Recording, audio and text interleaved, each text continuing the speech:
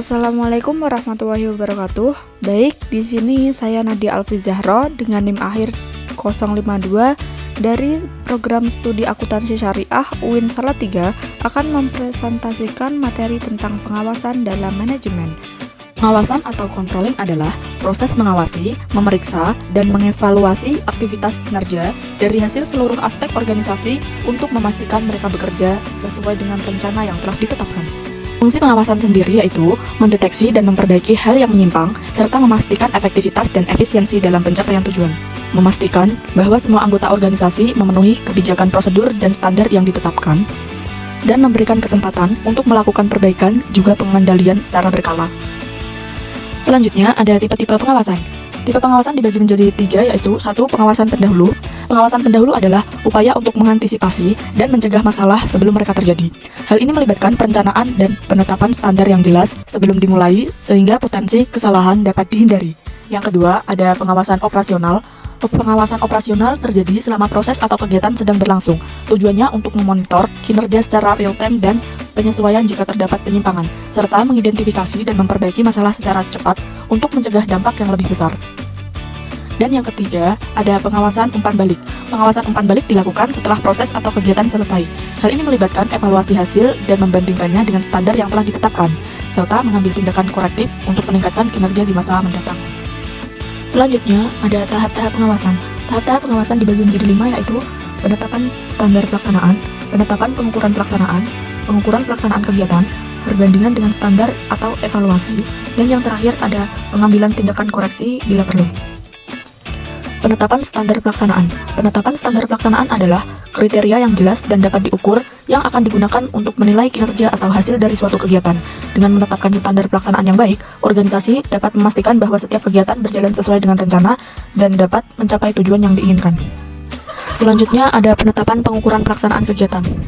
Setelah standar ditentukan, langkah berikutnya adalah memastikan adanya alat atau model untuk mengukur pelaksanaan kegiatan. Hal ini mencakup indikator kinerja yang sesuai secara pengumpulan data yang relevan untuk mengukur apakah kinerja sesuai dengan standar yang ditetapkan. Selanjutnya, pengukuran pelaksanaan kegiatan. Tahap ini melibatkan pengumpulan data tentang pelaksanaan kegiatan aktual. Informasi ini diambil dari pelaksanaan pekerjaan seperti laporan kinerja, catatan produksi, atau survei. Tujuannya adalah untuk mendapatkan gambaran nyata tentang seberapa baik pekerjaan atau kegiatan itu dilakukan. Selanjutnya, ada perbandingan dengan standar atau evaluasi. Data yang dikumpulkan pada tahap sebelumnya kemudian dibandingkan dengan standar yang telah ditetapkan. Evaluasi dilakukan untuk mengidentifikasi penyimpangan atau kesenjangan antara hasil aktual dan target yang diharapkan. Dan yang terakhir adalah pengambilan tindakan koreksi bila diperlukan. Jika terdapat perbedaan antara hasil aktual dan standar, maka diperlukan tindakan koreksi. Langkah ini bertujuan untuk mengatasi penyimpangan tersebut agar tujuan tetap tercapai. Misalnya memberikan pelatihan tambahan kepada karyawan, memperbaiki proses kinerja, atau mengubah strategi yang digunakan. Yang terakhir, ada karakteristik dari pengawasan, yaitu yang pertama ada akurat atau informasi yang diberikan harus tepat dan benar. Yang kedua ada tepat waktu, yang ketiga ada objektif dan menyeluruh, yaitu mencakup semua aspek yang relevan.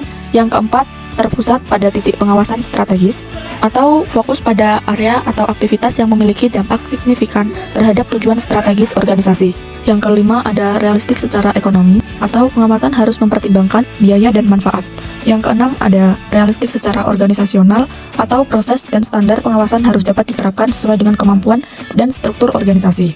Selanjutnya, yang ketujuh ada terkoordinasi dengan aliran kerja organisasi. Yang kedelapan ada fleksibel atau sistem pengawasan harus dapat disesuaikan dengan perubahan kondisi dan kebutuhan yang dinamis. Yang kesembilan bersifat sebagai petunjuk dan operasional.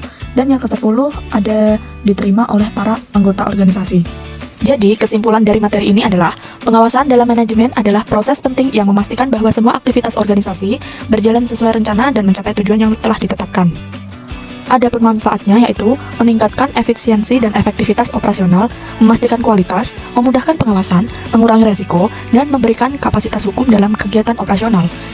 Dengan pengawasan yang efektif, manajer dapat mengidentifikasi masalah sejak awal, sehingga dapat mengambil tindakan korektif dan memastikan bahwa organisasi tetap berada di jalur yang benar untuk mencapai tujuannya.